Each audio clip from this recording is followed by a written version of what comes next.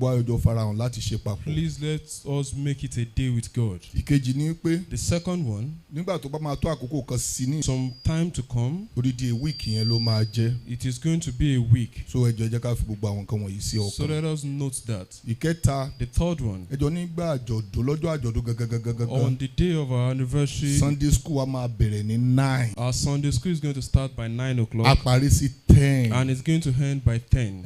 Gbogbo ata máa ń pẹ́ dé tó pẹ́ around 9 la máa ń dé yẹn ẹ mọ̀ wá lọ máa tó adé ní tó 10. Those of us that used to come late, don't let us come to 10 that day. Àti wá ó ti wá sí time tẹ máa ń dé sí báyìí. The Sunday school has been moved to the time you usually come. So ẹ jẹ́ ká fi ìyẹn sọ́kàn ẹ jẹ́ ká dé ní 9. So let us note that and come by 9 o'clock. So Sunday àjọ̀dún á bẹ̀rẹ̀ ní 10. The service is going to start by 10. So àwọn eléwì tá a pè ó máa wá. The panegyric poet that we called is going to come. Àwọn akọrin wọn akọrin. The choir will sing. Àwọn obìnrin wa mi mọ̀ bẹ́ẹ̀ wọ́n lórin náà. I don't know if the women have sung. Ìgárá máa wà. Sure. Ọlọ́run ò ní fi ayé yín sílẹ̀. God will not forsake you. Ẹ máa pọ̀ sínú ire gbogbo. You will multiply in all goodness. Ṣé lórin? Ẹ kọrin lọ́dún tó bọ̀. Ó máa dáa fún yín. It shall be well with you. Inú mi á dùn gan, ayé yín á dẹ̀ tẹ̀síwájú. I will be so happy your life will move forward.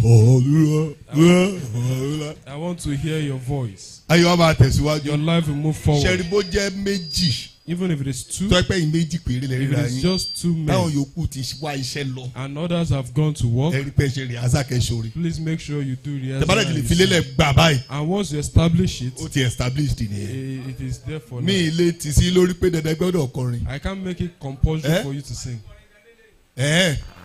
Dadi pásítọ̀ àṣekínni wọ́n lè máa fáwọn lórin ẹrù tó wà lọ́rùn rẹ̀ gan-an ẹ̀yẹ wọ́ orin kan bójú orin yẹn sọ pé ẹlẹ́ olórin ẹ̀dẹ̀ẹ̀dẹ̀ tẹ̀dẹ̀bẹ̀rẹ̀ sọ Jésù mo dúpẹ́ o àyà ara orin náà ni ó dà á pè ọkùnrin lọ́dún yìí. We are going to call men. Ṣé ká pè yín ṣé ẹ láyà báyìí ẹ láyà. Are you bold? Wọ́n lẹ̀ ẹ láyà. Elaya. Okay. Alaya. Okay. Nǹkan tá a máa ṣe lélẹ̀ ẹja tí wò yí gan to program. Let us arrange the program. A fẹ́ ṣẹ́rí ìdí nìyẹn tó pé a kì í gbé àjọ̀dún wa sí wípé a fẹ́ fi gba owó. That is why we don't make our anniversary an opportunity to make money. Ohun tí àjọ̀dún wà fún ni pé láti fi dúpẹ́ lọ́wọ́ ẹ̀ kó ṣe. What our anniversary is for is to appreciate him. Ṣé ti project tó ń lọ Ọlọ́run máa bá wa ṣe Ọlọ́run máa lò wá ó máa lò mí ó máa lò everybody ó máa lò àwọn èèyàn tí wọn ò tẹ̀dé church yìí ó máa lò wọ́n yóò débi tọ́lọ́run fẹ́ jẹ́ ó dé yóò parí. God is going to use everyone to accomplish the project ongoing. Yọ̀ọ̀la nígbà tó bá tó àkókò yẹn àwọn àpè àwọn máa bá yín wọ orúkọ ẹ má wọrí ṣé glorious women ni àwọn obìnrin màá bá wa wá orúkọ kan tó máa dùn gan ẹ tó débẹ̀ tó yẹ pé táwọn obìnrin bá gbọ́ báyìí wà á lólówó orí ìgbìrè o ayé wa máa tẹ̀síwájú. Our life will move forward. So àkàndúrà máa yan Ọlọ́run so ẹ jẹ́ ká ètè dé so by 1:30 olúkálùkù ti lọlé. Ìkejì ẹ jẹun bọ̀ ní ilé. Eat before coming. Ẹ tún gbé kúlà dání. And bring your cooler of food along. Tí mi bá ti fẹ́ máa pa wá ẹ̀rọ abọ́síkọ́ náà ẹ jẹun. Once you are feeling hunger you can move to. Ìdí nìyí o ṣe rí àjọ̀dún olóúnjẹ owó téèyàn máa ń ná sórí oúnjẹ máa ń pọ̀ ju owó téèyàn máa ń rí ṣọ́ọ̀ṣì lọ. If we decide to prepare food, the money we are going to spend on the project ongoing is going to be more. Àti ṣé láwọn ìgbà kan rí èmi mo máa ń padà àárọ̀ gbèsè san. We have done it before. I am the one that usually offset this debt. Wọ́n á wò pé gbà táwọn èèyàn ló jẹ létí mo tún wá ń bọ́ wọn tá a dẹ̀ fẹ́ yan Ọlọ́run ọ̀gbẹ́ni a máa ṣe báyìí ní kólúkálukú jẹun bọ̀. So let everybody eat from home. Ẹ jẹun bọ̀ bí wọ́n á lè jẹ́ pé gúrùpù obìnrin fẹ́ dáná tiwọn lọ́tọ̀ akọni fẹ́ ká dáná no problem mi ò di lọ́wọ́ ṣùgbọ́n ohun tí a fẹ́ wá ṣe lọ́jọ́ yìí ìdí nìyẹn tá a fi máa dé ní 9 ẹ ti prepare dáadáa ẹ ti ṣe by 1 sí 1:30 àti kúrò. By 1 or 1:30. Àjọ̀dún wa kì í pẹ́ mo máa ń rí àwọn èèyàn tó yẹ kó máa ń bá wa wọ́n á ti rí pa àti parí wọ́n á tún wá dé wọ́n á ṣe àjọ̀dún ṣé kì í ṣe lọ́jọ́ àjọ̀dún yìí màmá wò pé ọjọ́ àjọ̀dún o torí a kì í dóde ẹni tàbí tá a pè a kì í dóde èèyàn àwa la fẹ́ yin lọ́hùn wọ́n fẹ́ wá bá wa yìn.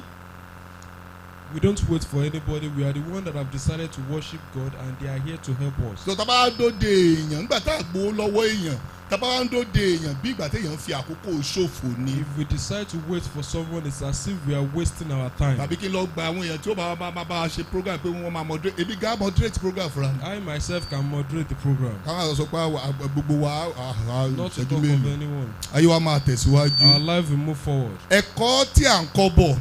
The lessons we have been discussing ó ní ọ̀nà téèyàn ṣe ń gbà mójútó ọmọ. is parenting. bá a ṣe lè ṣe láti mójútó ọmọ. How to care for your child.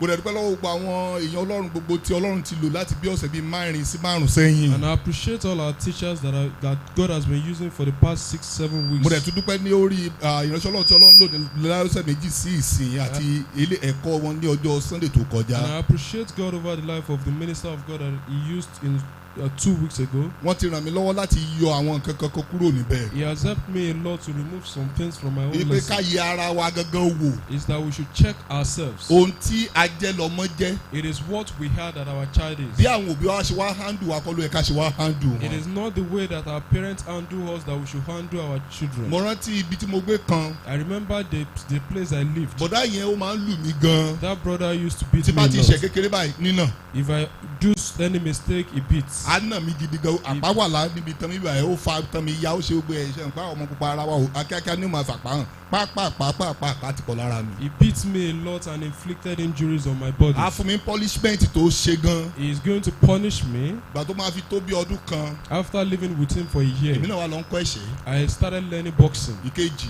The second, ìgbà ìmọ̀ primary school tí bá ti lọ sí school màmá mọ̀mọ́ ṣe. when I was in primary school, I will deliberately make mistakes. wọ́n máa nà mí. They'll beat me. ìgbà míì gbogbo break time táwa fi ṣe break time yẹn. Sometimes the time used for break time, àwọn nínà àwọn punishment tó máa ń fún mi. the punishment that he gives me, mo wá fi ń ṣe exercise I ní use- gbogbo 30 minutes sí 45 minutes mo wá fi ń ṣe exercise. I use it as exercise in school. màá gbókúta lọ màá kúnlẹ̀ màá kẹsẹ̀ ṣe mọ̀ téèyàn kúnlẹ̀ báyìí téèyàn gbẹ́sẹ̀ kan sókè báyìí káwá náwó báyìí màá mọ̀mọ́ ṣe títí ó fi dé pé mo lè ṣe fún 30 minutes láì dúró. I will deliberately do the exercise for 30 minutes without stopping. so ó mú mi kí n wá ya kànrán. So it turned me into something else. ẹ̀yin tí ẹ wà nígbà tẹ máa ń nà mẹ́tì rí pọ̀ ọmọ yẹn náà ti ya nǹkan. Those of you that are always beating your child, you see that your child is almost turning into so something nínú else. ilé màá mọ̀ máa ṣe. So in the house, I will deliberately make mistakes. ṣojú ẹgbàá lọ That is it beyond cane? ṣojú punishment lọ. Is it beyond punishment? ìjọ tó wá fún mi punishment òun dẹ̀ bàjẹ́ tó bá ti fún mi punishment báyìí á wá tan fáànù standing fan sí mi. And so it's, ẹnikẹ́ni tó wá fẹ́ á bẹ̀bẹ̀ á ní ó ṣẹ̀ṣẹ̀ bẹ̀rẹ̀ ni. and it's very wicked. Anytime he's punishing me, he makes sure a fan is blowing head to me. So anybody that begs will say, oh, he just started. àwọn punishment tí mo mọ̀ láyé ọ̀dọ̀ rẹ̀ mo ti mọ̀ torí ó bá sójà gbé dáadáa. All the punishment that I know I learnt from him because he lived with military men. now gbà tó wá yá tó wá rí pé ó fún mi ó tó àkàn fún mi pọ́lí màkàn ṣe báyìí. So àṣà ṣe báyìí síbẹ̀ nǹkan mo ti ṣe ń school tó ti mọ́ra. after a while, when he notices that when he punish me, I'm just indifferent. now mo wá di pé ọjọ́ kan ló wá fẹ́ nà mí mo á ní pé mélòó lẹ fẹ́ nà mí sá ó ní 12 mo á ṣe báyìí ó lẹ́yìn ló ti fẹ́ nà mí mo dọ̀bálẹ̀ ó ní mò ń fẹ́ jẹ́ kó n ṣe báyìí ni mo ṣe bẹ́ẹ̀ ó fún mi lẹ́ẹ̀kan mo kàn ń wò pa kó wọn bá túrò pé bóyá kí ni pé iye jẹjẹjẹjẹjẹ bó ṣe dàbí tó báyìí mo kàn ṣe báyìí pé bí ìgbà tí kankan ò bà mí ni bó ṣe ṣe. I did as if nothing touched me. now ó tún yá ó wá jẹjẹ sí ọ̀rọ̀. After a while, he changed it to speaking to me. tẹ́pá máa sọ ọ̀rọ̀ burúkú sí mi gan. He is going to be saying bad things ó to máa me. rí pọ́lọ̀ wá ń dùn mí mo máa ń sunkún. He saw that what he's saying is paining me. wọ́n á tó àwò pé ọ̀nà wo ni ọ̀nà àbáyọ sí pé kó máa sọ̀rọ̀ sí yàn náà kéèyàn má gbọ́ o. So I went and searched for solution to what he was doing. ibẹ̀ ni mo ti ancestral travelling tó máa ń sọ ibẹ̀ lèmi ti bẹ̀rẹ̀ mo á bẹ̀rẹ̀ tí bá ti wà wájú ẹ̀ báyìí màá kàn máa wo báyìí lẹ́nu ni tòrò máa láì kéèyàn máa wo máa wojú mi báyìí bó ṣe sọ̀rọ̀ yẹ. Be looking at me Mama, as I'm woman. talking to you. ṣùgbọ́n ẹni tó ń jẹ́ Ṣọlá ó But ti travel out I'm no longer there. mi ì síbẹ̀ I'm not there. ọjọ́ kan ló wá bèèrè lọ́wọ́ mi pé kí ni mo sọ gbẹ̀yìn. So one day he asked me that, what did I say? mi ò sí lọ́dọ̀ yìí. I'm not with you. ó sí níbo. You are not where. ó ní mi ì sí lọ́dọ̀ èmi ìgbọ́ngàn tẹ̀ ń sọ látàárọ̀. I can't hear what you have been saying. ibo lórí tiẹ̀. Where did you send your hair? ẹ̀yin náà lẹ kọ́ mi. You taught me. torí ẹ máa ń sọ̀rọ̀ burúkú. Because you say bad things. wọ́n máa ń ro nǹkan míì tí ò sí lára ń dìbì. So I used to think of things that are not around now here. fún ẹ̀yin tí ẹ̀ ń máa ń na mọ́. Those of you that used to beat ní child àlùpà. and beat them fún ní unnecessarily, punishment. or you punish them kẹ́mi ẹ̀ fẹ́ lè bọ́. until they are almost gone, tàbí tẹ́yìn tí rò pé ẹ mọ̀rọ̀ sọ. or you feel you know how to speak. àórí ẹ̀ ò dáa ní ẹ̀ ò ṣe kíní kan tó ẹgbẹ́ gbà táyé tiwa ní kíní kan kìnìkan mo tiẹ̀ ń bọ́ lọ́nà ọmọ tẹ́ ń sọ sí ò gbọ́. The child you are speaking to is not there with tí you. ó lè ti tẹ́ bá máa rí ládùnú ayé àwọn ọmọ yẹn ni pé The only thing you continue to see in the life of that child wọ́n á is that máa lè sí i. they become more stubborn wọn wà ní gbọ́ràn. and they will not listen. ó tẹ́ bá máa rí nìyẹn. That's what you will be ó saying. tó jẹ́ kí n mú yẹn wá. The reason I'm bringing that, ó ní pé ṣé pásítọ̀ Ṣọlá wa sọ fún wa pé ká má nà mọ́ ni. is it that Pastor Shola is saying that we should not beat our child? no. Rárá. ṣé pásítọ̀ Ṣọlá wa sọ fún wa pé ká má sọ̀rọ̀ sọ́mọ ni. Is Pastor Shola saying that we should not talk to our child? rárá. No. ṣé bàbá Ṣọlá sọ pé ká má wà fún wọn punishment ni. Is Pastor Shola saying that we should not punish them? No. punishment ẹ máa fún ọmọ. The punishment you're going to give a child kò gbọ́dọ̀ jẹ́ eléyìí tí ó le jù kó jẹ́ corporal punishment. should not be a corporal punishment. ó gbọ́dọ̀ jẹ́ punishment. àwọn ọ̀nà téèyàn fi ń bá ọmọ wí láì fún ní punishment kó dọ̀bálẹ̀ kó káwọ́ sókè kó gúnlẹ̀ kó máa fò sókè kó máa jẹ kó máa mu sìgá ọ̀bọ kó máa ṣe kíní kan àìmọye sìgá ọ̀bọ tí mo ti mú school láì sẹ́ni tó fún mi punishment tó gbé gàtà fún mi nínú ilé kò jọ mí lójúmọ́ ṣé mo ti ṣe kàtàkàtà 30-45 minutes máa ṣe fúnra mi láì sẹ́ni tó fún mi punishment tó bá tó ìgbà kẹrin màdé máa mu sìgá ọ̀bọ mi lọ jẹjẹ ṣé ìkàtà fẹ́ ṣe nìyẹn ó dà kúnlẹ̀ ó yá kẹ́sẹ̀ sókè màá mo ti ṣe ń school. I have done it several times at the school. so tọ́wákẹ́ ṣe mo máa ń rí bí pé mo ń ṣe exercise lọ́wọ́. So I see it as a form of exercise. now mi ní pé ká má fún wọn ní punishment. I'm not saying that you should not stop punish àwọn them. ọ̀nà téèyàn fi ń bọ́ ọmọ wí láì fẹ́ gbà kàn láì sọ̀rọ̀ sí òwà. There are ways to correct a child without beating or speaking to that child. now ṣé mo ní wípé nísìnyí ká bá sọ̀rọ̀ sọmọ. Am I saying that we should not talk to that child? rárá mi ní ká bá sọ̀rọ̀ sí i. No, I'm not saying that.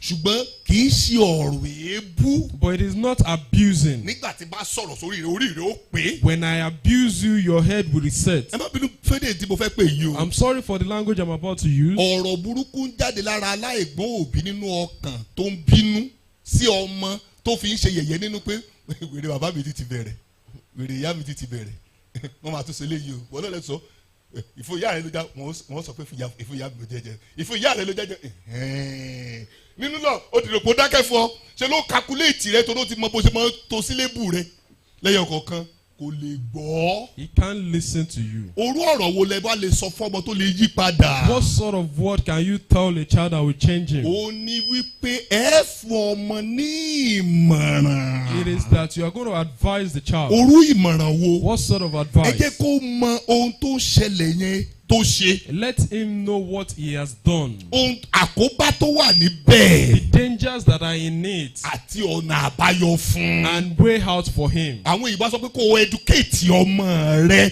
kọ́ ọmọ ẹlẹ́kọ̀ọ́. English will say you should educate your child. tó bá kọ́ lẹ́kọ̀ọ́ yẹn. When you educate your child, sórí tó o bá sí níbẹ̀. if you are not there, ọ̀rọ̀ yẹn ó padà wá torí o ti sọ fún pé ìṣẹ̀lẹ̀ báyìí ni ó ṣẹlẹ̀ lọ́jọ́ ọ̀la. what you have said is going to come back to him. a bẹ̀rẹ̀ sí tọ́sọ́nà. And it's going to guide him. now ẹ wọ ọmọ mi àwọn ọmọ kan wọn á lọ máa wò wọn ń wò wọn skul bá ṣe kọ́ náà ẹ̀kọ́ ká lọ máa wò àwọn ọmọ ká lọ máa ṣe ohun tó gáìdì ọmọ jù láyé ni ọ̀rọ̀ tó jáde ìdánilẹ́kọ̀ọ́ ìfòyeyé ni tó jáde láti inú ìbárẹ́pọ̀ ó gáìdì èèyàn jọ any other thing lọ. What guides some children is what you have, the advice you have given him, the lessons you've learned from seminars. ẹ tí ì rí ọmọ tí wọn ò lu etí fún gẹ́gẹ́ bí obìnrin. Haven't you seen a child that her hair was not pẹ́pẹ́ pierced? nínú ilé nígbà tó bá wá láti skul gbogbo nǹkan ilé gbogbo ọmọ máa ṣe ẹ máa àwọn èèyàn nínú church kan máa sọ pé ẹ wo ọmọ yẹn bàbá àwọn òbí yẹn wọ́n wà so lucky. People in the church will be seeing the child and be saying that, oh, the parents are so lucky. ṣùgbọ́n nígbà tọmọdé ta tán. But when the child gets outside, ìyá wèrè rẹ̀ ju ti wèrè tó jẹ́ pé wọ́n ṣẹ̀ wò tán ní àrò lọ. her madness is different from a freshly cured mad person. àwọn ọmọ mi wà. There are some children. wọ́n á múra bíi Christian They ní school. will dress like a Christian in ṣùgbọ́n wọ́n school. ya wèrè jọmọ tó ń wọ pátá rìn kiri But lọ. they They are mad and madder than those people that are dressing wọ́n naked. mọ̀ pé òbí wọn fẹ́ yẹ kán join fellowship in school. They knew that their parents wanted them to join fellowship. wọ́n á tún join fellowship. They would join fellowship. wọ́n á tún sọ pé àwọn gan làwọn tún lead lọ́hùn. They would be leaders of their fellowship. ṣẹ́rí wèrè náà máa ń darúgbó o. Mad people also get old. Ọlọ́run bá gbọ́ wèrè wọn ó ga ju tẹni tí kò lọ school tó ń gbó ó ga jù lọ. Their madness is greater than that of kí ló those jẹ́ kí illiterate. ìyẹn rí bẹ́ẹ̀. Why is that like that? nítorí pé ọwọ́ òbí ló ti jẹ jáde. Because the parent is also tó o complicit. bá fẹ́ràn ẹ̀tàn nínú títọ́ ọmọ. If you want deceit in training a child, àwọn ọmọ máa ń gùdù gan. children are experts in that area. tó o bá fẹ́ràn ẹ̀tàn nínú mímójútó ọmọ líle mọ́ ọmọ àwọn ọmọ náà ó fún ẹ ní ẹ̀tàn. If you want deceit in disciplining a child, children will also give you that deceit. ṣe àpè kìíní kan wà lórí íńtánẹ́ẹ̀tì máa ń sọ if you want wèrè I will give you wèrè. You know there's something on the internet that if you want madness, I'm going to supply you tí madness. wọ́n bá láìkì ẹ̀tàn yín òbí. If you want deceit, parents, àwọn ọmọ gbọ́n jù wá lọ. children are wiser than we are. mo lọ sí ilé ẹnìkan lọ́jọ́ kan. I was at someone's house one day. ọmọ yẹn ń ka ìwé lójú wa. The child was reading. bọ̀ ṣe ń pẹ́ tó bá ti rin ìrìn àjò kọ́lọ́kọ́lọ́ rí. You know, if there's someone that has gone through the yóò deceit gbọ́gbọ́ journey, kọ́lọ́kọ́lọ́ tí àwọn ọ̀dọ́ náà fẹ́ lò. he's going to have the wisdom. mo ṣáà rí pé ọmọ yẹn ó tẹjú mọ́ ìwé gan. I saw that the child was looking at the book. mo wá study bó ṣe tẹjú mọ́ ìwé. I studied the way he was looking at the book. mo wá rí i pé ẹyin ojú rẹ̀ ò yí pa kò lọ báyìí kò lọ báyìí kò lọ báyìí. I saw that àwọn ò lè máa kàwé kẹ́yìn ojú ẹ̀ máa rìn. the high ball was not moving. àṣẹ bó ṣe gbé ìwé yẹn dání. As he was holding the book, fóònù wà ní orí ìwé yẹn. there is a phone in the book. a máa fọgbọ́n wò kí bá a máa wo gbogbo ìkẹ́ tó ọ̀rọ̀ fóònù lòún bá dì lọ́wọ́ chat lọ tiẹ̀. She was looking at her phone and chatting. tó a ti wá rí i pé àwọn òbí yẹn ń bọ̀. When she sees tàbí that àgbàlagbà kan bọ̀ lérí àdúgbò wa. somebody is coming, àwọn àṣẹ bẹ́ẹ̀ pé òun ṣí page. she's going to flip the book a máa kàwé. and she continues reading. gbàtí bàbá ẹ̀ wá kó n pa lọ. When the father left the sitting room tí ìyá ẹ̀ náà kó n pa lọ. and the mother left, ọ̀rẹ́ I said, friend, ó ní sá I said, sir, mo gẹ̀ tiẹ̀ o. I got you. ó kà ń kẹ́kọ̀ọ́ You o. are not reading anything. tí n bá wò fún fóònù wà lórí ẹsẹ̀. I know that there's a phone with you. ó ní rárá sà. He said, no, sir. mo ní èmi náà street ọlọ́run lèmi náà wà o. I said, I'm also in God's street. mo á mọ̀mọ́ dìde kó tó di pé ó máa change ẹ̀ mọ́ mi lọ́wọ́. So I stood up before she could ó wá change it. síbi tó ń kà fún mi. And he opened the place he was mo ní mo reading. láìkì ibi tó ń kà yìí. I said, I like this place you're reading. abalabi tó kà yẹn gan mo láìkì. It is the one that you are here to get to that I like. n bá ṣí And I opened it. mo bá fóònù ẹ̀ ń bẹ̀. I saw the phone. ẹni tó ń bá chat ló ń tiẹ̀ ó tún lè kó wà The person live kan pé mo ti dábò ọ̀nà. The person he was chatting with was still replying the chat. kí màmá ẹ̀ tó ni mo á bèèrè lọ ẹ̀ mo ní wọ́n force ẹ láti wá ka ìwé yìí. I said, you were forced to read this book. ó ní bẹ́ẹ̀ ni. He said, yes. ó lóun fẹ́ lọ ṣeré. He said he wants to go and òun play. dẹ̀ sọ fún mi pé tóun bá ṣeré tán And he said, when he's done playing, màá wá ka ìwé. I will come and read. Go read your book. Olódo, did you know how much we are spending on you? Ewu ta pa chọ̀chọ̀. Ẹ dáàbò bẹ́ẹ̀ jẹ́ máa ń sọ ìbò yẹn. Lọ ka ìwé rẹ, ṣé o mọ iye tá à ń ná lórí rẹ ni? Now, òun náà ó dẹ̀ ń ka ìwé. And he was reading the book. Mo ò jẹ́ ó ṣeré ń ta. They did not allow him to Ó play. dẹ̀ ń bá ẹni tó jìnnà sínú ilé. And he was discussing with somebody that is far from the house. Ó dẹ̀ bẹ̀rẹ̀ sí bá sọ̀rọ̀. And he was discussing with that person. Mo ní ó yá tún pàdé padà. I said, close it. Máa ka ilé tó ń ka. Ìyẹn tí fóònù rẹ̀ máa ka lọ. Continue chatting. Mo dẹ̀ padà sórí àga rẹ̀ dọ́jọ́ dùn. And I went back to my seat. Ó wo ibi tí mo wà gbà táwọn bàbá ẹ̀ dé. He was looking at where I Mo was lọ́mọ yìí sitting. máa good gan o. I said, this is a son. Àwọn ní yes ìtí ẹ̀ nìyẹn ó fẹ́ ṣeré lọ àwọn agan ògbà pé kó ṣeré lọ ní òkè. I said, oh, he's very good. He said, yes, he's very good. He wanted to play, but we said he should. Èmi dẹ̀ ń bá iye tèmi náà lọ kí mo bá wá. And I was doing what I was Lọ́mọ doing. yẹn wo ojú mi ó tún rò pé mo kọ́ fẹ́ sọ̀rọ̀ pé kí n là fún wọn tẹ́lẹ̀ ni. Ó bá dọ̀ arẹ́rìn sí mi nígbà tó rí pé ibi tí mo gbé wọn pa sí nìyẹn. Dádì lórí àga ó tún padà sórí fóònù rẹ̀ lọ ó tún bẹ̀rẹ̀ sí type lọ. And he was chatting. A lè gbọ́n tó ọmọ. We cannot be wiser than a child. Ṣùgbọ́n tá a lè fi mọ ọmọ. But what can make us know a Ó child ní ìbádọ́rẹ̀ẹ́ pẹ̀lú rẹ̀. is friendship with a child. Ìbádọ́rẹ̀ẹ́ pẹ̀lú ọmọ. Being friends with the child. Ó ní a lè fi mọ ọmọ. That is our way of knowing the So child. tá a bá ti ní ìbádọ́rẹ̀ẹ́ pẹ̀lú ọmọ. If we are not friends with the child, A kàn ṣàdédé rí wípé we'll discover that a ní mọ ọmọ tó wà nínú ilé wa. we don't know the child that is living under our Ẹni roof. tá a máa mọ̀. The person we are going to know Òun lọmọ tá a ní nínú ilé. is the one that is not at home. Now ní ṣókí. Briefly, Mo fẹ́ ká fi èní ṣe nítorí ó pọ̀ lọ́dọ̀ wọn ó pọ̀ lọ́dọ̀ wọn ó pọ̀ lọ́dọ̀ wa ṣùgbọ́n a lè fi gbogbo ọjọ́ máa treat ẹ̀ lọ. we cannot exhaust all the lessons that is here. Mo kàn fẹ́ fi èní ṣe round off gbogbo ẹ̀ So today is going to be a sort of fún conclusion sáà díẹ̀ for a while, torí kì í ṣe ẹ̀kọ́ tá a máa dá dúró. because it is not a Ṣùgbọ́n a lesson dá that dúró will fún stop, sáà díẹ̀. but it's going to be for a season. Láàrin ìṣẹ́jú péréje tí a ní yìí, Within the few minutes that we mo have, fẹ́ ká yẹ nǹkan kan wò. I want us to examine some things. Wípé kò tí ì pẹ́ jù That it is not too late láti lè yí padà to change, láti bá ọmọ dọ̀rẹ́. to be friends with a child. Now kò tí ì pẹ́ jù It is not too late láti yí padà kúrò nínú gbígbọ̀jẹ̀gẹ́. to change your parenting style. Èyí ni díẹ̀ lára àwọn ọ̀nà láti yí padà. And here are some tips to be a better Mo parent. fẹ́ ká jọ wo àwọn nǹkan kan bíbà yìí And I want us to examine some things tí a together gbọ́dọ̀ máa ṣe gẹ́gẹ́ bí òbí. that we must be doing as parents. Ṣẹ́rí tí ìjẹ́ òbí rẹ ò bá yí padà tíntín nínú ẹ̀kọ́ lọ́sẹ̀ bíi méje sí mẹ́jọ yìí. If you being a parent is not changing a little bit in the lessons that we have been learning for the past 7 weeks, A jẹ́ wípé ẹ̀mí èṣù wà nù ẹ̀. that means you are having demon in you. Ẹ má bínú àjẹ́ ni ẹ́. Don't be hungry, you are witch. Ìdí ni pé ẹni tó bá gbọ́ nǹkan tó lè yí i padà tó lè fi rọ̀ lọ́rùn tí ò bá ti yí padà sí. The reason is that if you hear something that can make life comfortable for you and you refuse to take Àjẹ́ it, ni.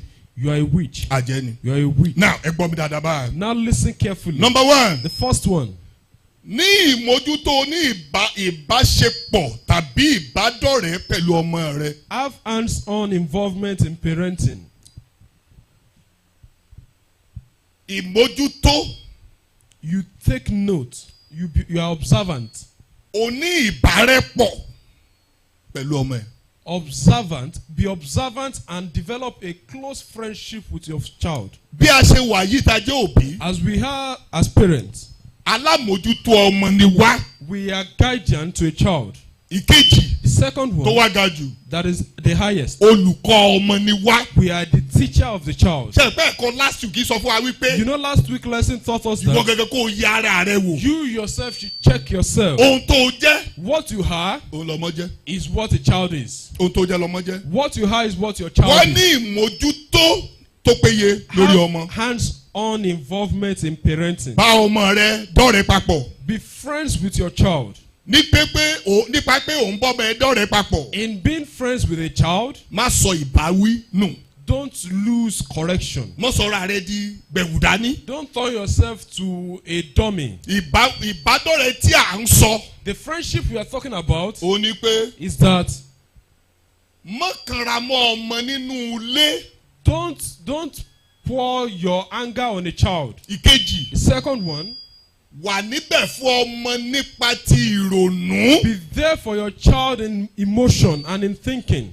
Tó o bá ti emotion yẹn gẹ́gẹ́ dẹ́ni dà. Bó o bá ti sí níbẹ̀ fún ọmọ nípa agbára ìrònú. If you are not there for your child emotionally, O ò bọ́mọ dọ́rẹ̀. you are not friends with your Ẹ gbọ́ child. mi dáadáa mi báyìí. Listen to me carefully Gbogbo here. nǹkan táwọn ọmọ mi fẹ́ mo fún wọn. Everything my child wants, I gave. Wọ́n ń jẹun. They are eating. Wọ́n ń raṣọ. They are wearing new Even mo clothes. ra fóònù fún wọn. In fact, I bought new phone for Mo tún fẹ́ them. máa kó wọn lọ fún excursion nínú holiday yìí. And they are going for excursion in this O holiday. ìyẹn o material things nìyẹn fún ọmọ. That is material things for a child. Wà níbẹ̀ fún nínú ìrònú. Be there for the child emotionally. Àbẹ̀rẹ̀ èdè oníkípe wo máa wà níbẹ̀ fún ọmọ ní ìgbà gbogbo nígbà tó bá ń la nǹkan kọjá. There for your child every time, especially when the child is passing through something. Àwa tí a jọyọ̀ jòkó papọ̀ yìí Those of nísìnyí. us that are seated now, Ṣé ẹ rántí pé do you remember àwọn òbí wa ò síbẹ̀ fún wa nínú ìrònú? that your parents were not there for you emotionally? Láṣẹ. You did not have control. a lè sọ̀rọ̀ fúnra wa. You cannot talk. a lè ronú fúnra You wa. cannot think yourself. wọ́n ó ronú fún wa. They will think for you. wọ́n ó pàṣẹ fún wa. They will command you. wọ́n ó ṣe ohun gbogbo fún wa. And they will do everything for ẹ rí i pé you. wọn kì í béèrè opinion You see wa. that they don't seek for your opinion. wọn kì í béèrè opinion They wa. don't seek for your opinion. wọn ò kì í béèrè opinion wa. They don't seek for your opinion. wọn kì í béèrè opinion wa. They don't seek for your tó bá dẹ̀ opinion. ti béèrè opinion And wa. once they don't seek for your tọ́gbọ́n opinion, opinion wọn lé wa lórí. if their opinion is enforced on you, ẹ mọ̀ bá a ṣe máa ń kùn. you know how you murmur. mọ wàá tọ ọmọ bí wọ́n ṣe tọ́ ìwọ. Now don't train your child the same way you were trained. tí ìwọ náà bá ti da pàṣẹ wà nínú ilé ẹ. Once you become a commander, àìsàn máa ṣe é gbẹ̀yìngbẹ̀yìn. you are going to fall sick nítorí eventually. lọ́jọ́ tí àwọn ọmọ yẹn bá ti lè máa bọ́ ara wọn. Because when your child can feed themselves, wọ́n á wọ ẹ̀ lẹ̀. they are going to disgrace you. ẹ kì í sọ kọ́kọ́ fáwọn tá a ti bímọ tó ti dàgbà dáadáa. Let me say something for those of us that have given àwa birth to alálùpá. children. People that beat anyhow. àwa tó yẹ pé ọ̀rọ̀ burúkú la máa ń sọ. Those of you that are abusive, ẹ rí wípé you're going to notice tí ọmọ yẹn bá ti lè ní miss àti máa bọ́ra ẹ̀. once your child can feed himself, ìjọ ilẹ̀ mọ̀ pé ti dẹ́ni ìwọlẹ̀. that is when you see that you are a disgrace as a parent. a kì í fún yín. He is going to reply kò you. sí bó ṣe fẹ́ ṣe. There is no way you are going to do it. ẹ̀yin kẹ́sà dé rí i pé tó bá sọ tẹ́ bá sọ pa á níbẹ̀ ẹ̀kọ́ lòun lọ òun fẹ́ ṣe báyìí náà ó dẹ̀ máa lọ. If you say her is going to tell you that that's not what he wants to do, he wants padà wá. come back here. èmi ni bàbá ẹ̀. I am your father. èmi ni ìyá ẹ̀. I am your mo mother. dẹ̀jẹ̀ ní ẹ lórí. I shed blood on your àwọn head. àyà mi yìí ló mú. You drank my two breasts. story for the gods. Ìtàn fún àwọn irúnmọlẹ̀. bẹ́ẹ̀ ni story for the gods ni o. Ìtàn fún àwọn irúnmọlẹ̀. nítorí pé Because kó o ṣe èpè fún. if you curse the child, wàá mọ̀ pé wàá ní ipa àti ìpín nínú èpè tó ṣe you fún. know that you are going to take part and parcel in the tó o bá curse. ti ṣe orú mistake yẹn sẹ́yìn. If you have made that mistake before, padà lọ ní ìsìn nípa agbára ẹ̀kọ́ yìí. go back now in the strength of this teaching. bá ọmọ ẹ̀dọ́ rẹ̀. Be friends with your child. bá ọmọ ẹ̀dọ́ Be rẹ̀. friends with your child. bá ọmọ ẹ̀dọ́ rẹ̀. Be friends with your tó bá child. ti ń bá dọ́ rẹ̀. Once you a befriend the máa child, wù ẹ́ bí ìgbà tó jẹ́ pé wèrè tán ẹ̀ṣẹ̀ wò tán pé kí ló ṣe bàbá ẹ̀. he is going to be looking at you as if you are strange. kí ló ṣe màmá ẹ̀. What is wrong with this woman? ṣùgbọ́n tó wá títí dé stage kan. After a while, a máa tún rò pé wọ́n fa ojú mi mọ́ra he will stage say, 2 nìyẹn. oh, okay, they are trying to make me closer. wọ́n kàn fà mí mọ́ra. They want to draw me closer. stage 3 The third kò ní stage, mọ̀ ìgbà tí òun á bẹ̀rẹ̀ sí ń change díẹ̀díẹ̀ sínú ìfẹ́ tó fẹ́ he will jọ kó not lọ. know when he will become the person you want him to become. kíkí fún Abusing, nínà beating, àti fífún ní punishment and giving punishment.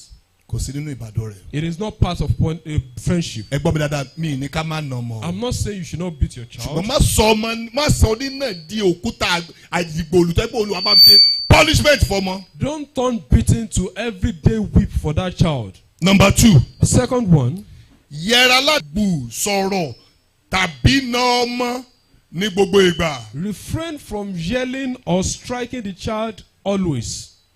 yẹra láti máa kàn sọ̀rọ̀. Refrain from abusing or yelling máa nà ọmọ and striking the child ní gbogbo ìgbà. always. ẹ jẹ́ kí n sọ ilé ìfún wa dáadáa. Let me say this to us. tí o bá ní ọ̀rọ̀ burúkú tó lè sọ sí ọmọ ẹni kò mo sọ nígbà tá a bẹ̀rẹ̀. If you know you are abusive to a child, o lè tọ́jú ọmọ. you cannot take care of a child. o kì í ṣe abiyamọ. You are not a parent. àbí àgbà ni ẹ́. You are just a guardian. o kì í ṣe màmá. You are not a mother. apààyàn ni ẹ́. You are a murderer. ìdí ni pé ọ̀rọ̀ tó bá ti ń sọ sọ́mọ. The reason is that what you say to a child, wàá rí pọ́mọ yẹn náà develop láti máa gé ènìyàn lára rẹ. you will see that that child is going to become that thing. òun náà wá máa sọ̀rọ̀ burúkú. And he's going to start saying those things. tó bá ti wá yá. And after a while, àwọn ará àdúgbò ará àta wọn ó máa sọ pé ọmọ yẹn ò lẹ́kọ̀ọ́. people outside will start saying that you did not teach that child. ṣùgbọ́n ẹni tó bá ní àròjinlẹ̀. But the person that can think deep ó mọ̀ wípé òkúta àsọmọ́pẹ. is well aware that is what you do for that child ẹjọ́ kí lọ̀pẹ máa ń ṣe náà.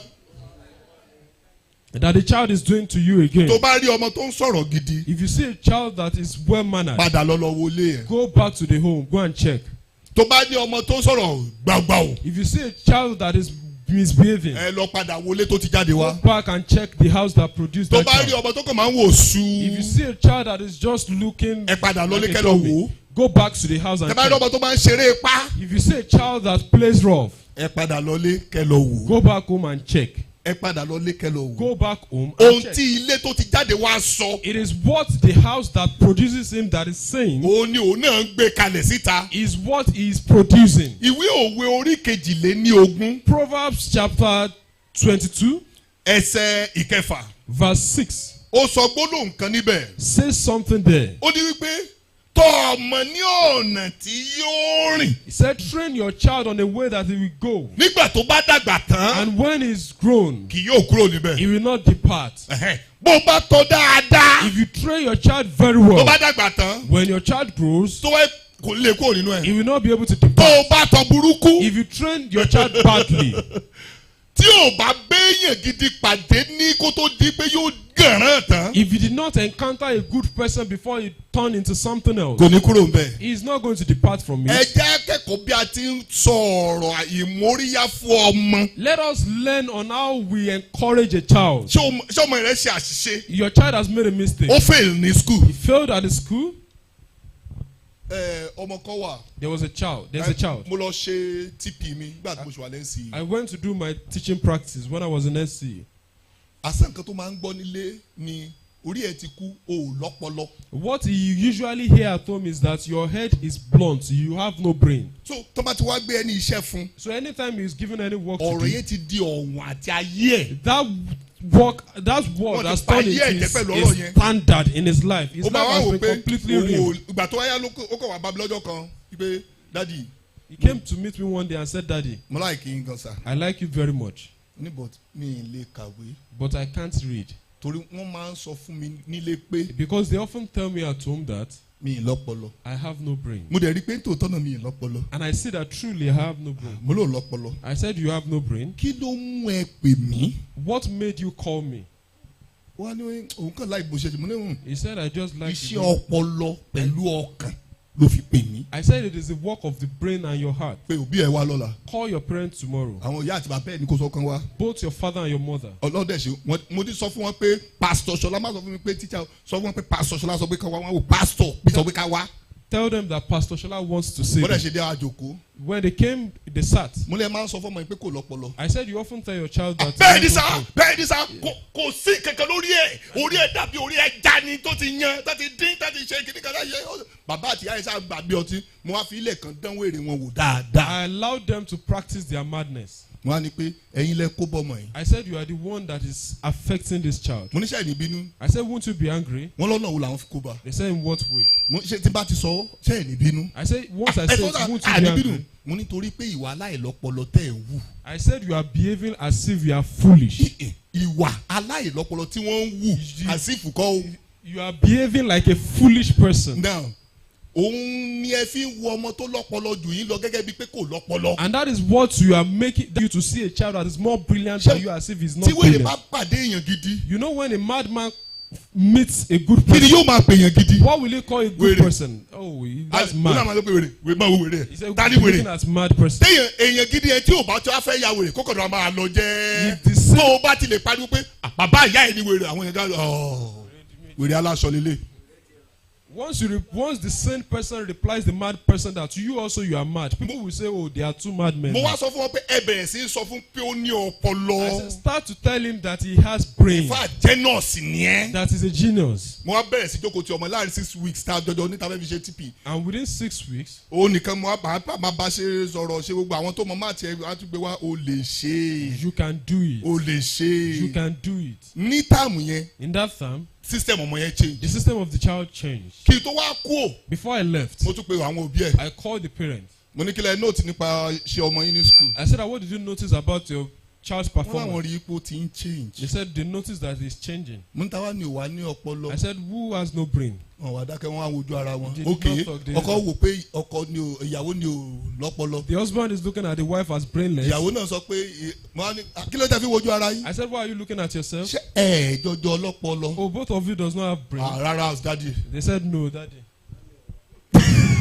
eléyìí ò lọ́pọlọ. It is this one that has no brain. ọ̀rọ̀ tán sọ sí ọmọ. It is what they are saying to that child. àbẹ́ ẹ jẹ́ kí n gbégbá báyìí Or fún let yín. me say ṣe rí this. ọ̀rọ̀ burúkú tí ẹ ń sọ fún ọmọ The yẹn. abusive words you are telling your child, odidi ẹ̀mí ni. it is a old spirit. yóò di ìrònú rẹ̀. It is going to turn into his thoughts. ibù kò lè ṣe nǹkan And even if you can do something, á lóun ò lè ṣe. he will tell you he náà can't tẹ́ do bá wá it. ṣépè fún ọmọ And when you curse a child tẹ́ sọ̀rọ̀ burúkú sí and you are abusing the ẹ child, rí pọ́mọ yẹn náà á dàgbà and you see that the child is going to grow nínú ọ̀rọ̀ burúkú in that abusive word, ṣùgbọ́n kò ní ní ọgbọ́n ìgbé ayé. and he will not have wisdom to sọ pé live ìdíkọ̀ life. ọmọ tẹ́ ń kó gígbó gbà ta ló bomi yẹn èmi ni ta ló dànù ọwọ́ mi ló jábọ́ wí lọ́mọ ẹgbàá wá ta ló jòkó síbẹ̀ yẹn èmi ni ta ló kàga ọwọ́ ìbọ̀bọ̀ lọ́mọ ẹgbàá wá. If you are constantly beating your child, kí ló gbà ní school 3/50 orí ẹ tí ó kú yẹn ńgbà bá fẹ́ na orí yẹn pa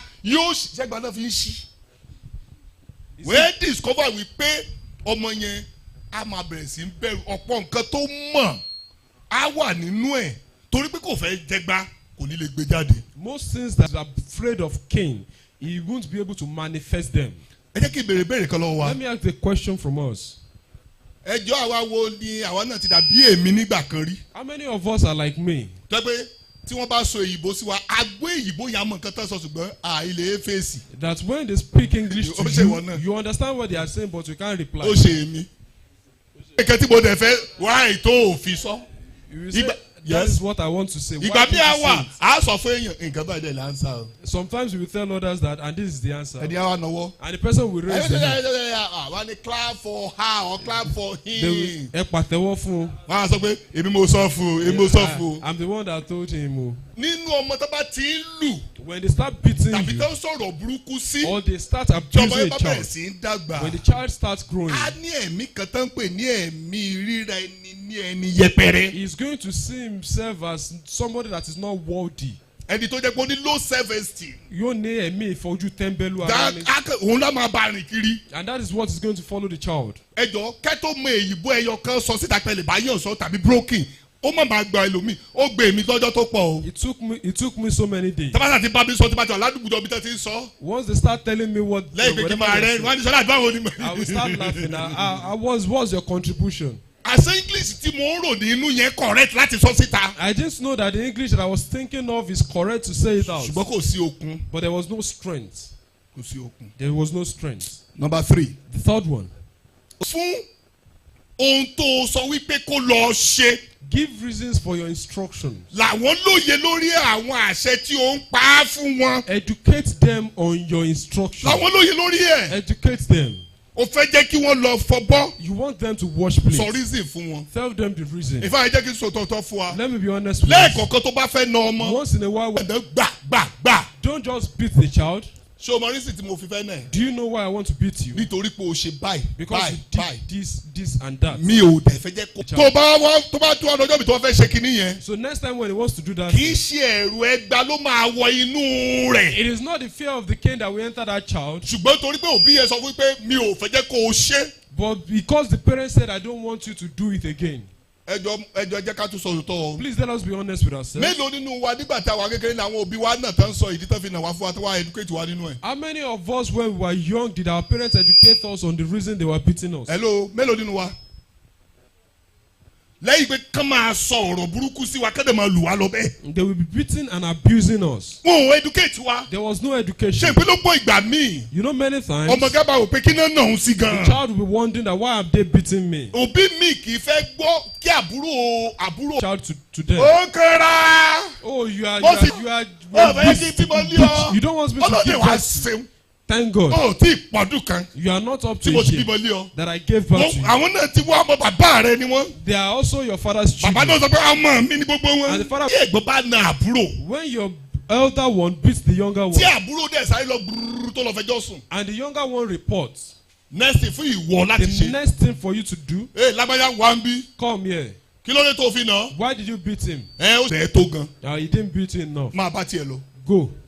ní ìjọ míì Next time, kò ní ṣerú ẹ̀. he's not going to do ṣùgbọ́n that. nísìnyí But now, oyin wá fẹjọ́ brakin sùn. Oyin came to report Bracken. ẹ̀dádì náà ní ẹ̀ka mi létí ó ṣe báyìí sí mi.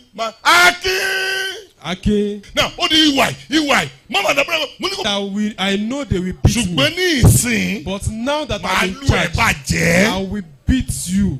ẹ̀gbọ́n tó yẹ kó jẹ́ guide lórí ẹ̀. The elder one that should be a protector for the younger ones. a di dictator, a di task force lórí ẹ̀ ni. He's going to become a dictator over the child. ṣùgbọ́n pé ẹ̀gbọ́n yẹn. But call the elder one. man olè nígbà tábúrò ti lọ tán. After the younger one has gone. man nà tó yẹn mọ́ lọ́jọ́ mi. Don't beat him to that extent. kọ́kọ́ àfẹ́sọ́ ẹ̀sùn. Report him next time. but tó a ti ṣe lè tó burú jù. But once he does something that is na very bad, díẹ̀. beat him a little torí bit. díẹ̀ tó sọ kó ná yẹn. Because the little bit. ẹ rí wípé àbúrò yẹn yóò rí ẹ̀gbọ́n gẹ́gẹ́ bí ẹni tó wà ní ipò ẹ̀gbọ́n. You will see that the younger one will see the elder one as somebody that is in the position of the elder ìjọ tẹ one. bá fẹ́ ṣe fún ẹ̀gbọ́n. So the next time you want to do it for the elderly ta ló one, ti àbúrò ẹ ṣubú. who pushed your younger one away? mi mọ̀. I don't know. o ṣe kí ni. You don't do what? o mọ̀. You don't know? o dẹ̀ wà ń bẹ̀. And you are there. so o lè tọ́jú àbúrò ẹ. Oh, you can't take care of your younger kì í one. ṣe pé torí pé àbúrò rẹ ṣubú ibi ìdánilẹ́kọ̀ọ́ yẹn nìyẹn kì í ṣe pé torí pé àbúrò rẹ ṣubú ni mo ṣe fẹ́ nẹ̀ It ẹ́. is not because your younger one fell. That is why I'm about to ṣùgbọ́n beat you. torí pé o mójútó àbúrò rẹ. But because you did not take care of tí your ìbá younger ti one. sí níbẹ̀. Once I'm not there, ojúṣe láti mójútó àbúrò ẹ. it is your responsibility to ẹ take bá care of wa your child. why. Beat the ó child. yá lọ take care àbúrò ẹ. Go and take care. síbi ẹ ṣáà ti mọ àwọn ọmọ kékeré tó bá dọjọ́ bí tó wà ẹ wá mọ̀ọ́mọ̀ tó ránṣẹ́ bó ṣe ń sunkún yẹn náà fẹ́ yẹ kó kọ. Next time you send it, ìwà àtàbúrò yẹ sáré lọ bá mi kí bàbá abẹ wá. you and your younger one go and greet Mr. Abe. tó bá dẹ̀ tún wú ẹ ẹ̀yìn ni kò fàbúrò ẹ sí. If you like, put him at the back. àwọn ọmọ méjèèjì My 2 children. yóò ṣe kí ni tábúrò yẹn bá dúró lójú kan yóò ní bẹ́ẹ̀ jọba bọ̀. ọmọ olúwa asáré wọnú mọ́tò àbúrò àwa ńlẹ̀ àbúrò àná aṣàwọlé tẹ̀lé mo á ti jẹ́ kó ṣe dáadáa mo fẹ́ rò pé bóyá bí wọ́n ṣe máa ń ṣe náà ni mo ṣáà ti jẹ́ kó ṣe dáadáa nígbà tó ayé máa sọ ọmọ olúwa wàá kọ́kọ́ dúró kí jésù lolúwa kọ́kọ́ wọnú mọ́tò. You allow Jesus Loluwa to enter the car. wàá mójútó tí ó fi wọlé. You will take care of him to enter. tó bá rábájá fọwọ́ tì í.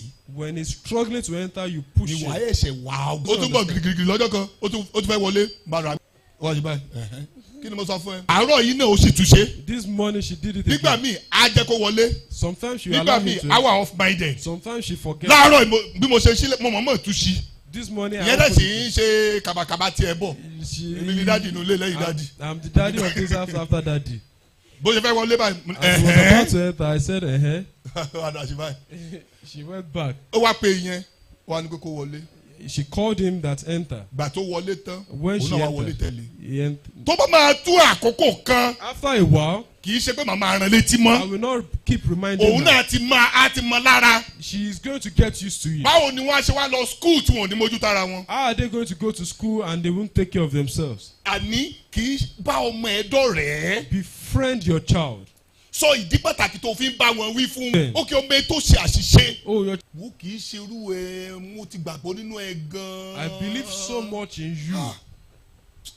wo mi expect mo lè ṣerú nǹkan báyìí. I don't expect that you can do bí mo ṣe this. láìkẹ́ tó láyé àti lọ́run. The way I like you in heaven and on earth, ó mi ìgbàgbọ́ pé o lè ṣerú ilé. I don't believe you can do ó it. pé nǹkan tó ṣe yìí. Don't you know that what you have done? báyìí ni àwọn ọmọ báyìí ni àwọn ọmọ báyìí ni tó bá dọjọ́ ọ̀la nǹkan báyìí náà mo máa pè é These ṣá. are the type of children that behave like this, and this is what they become.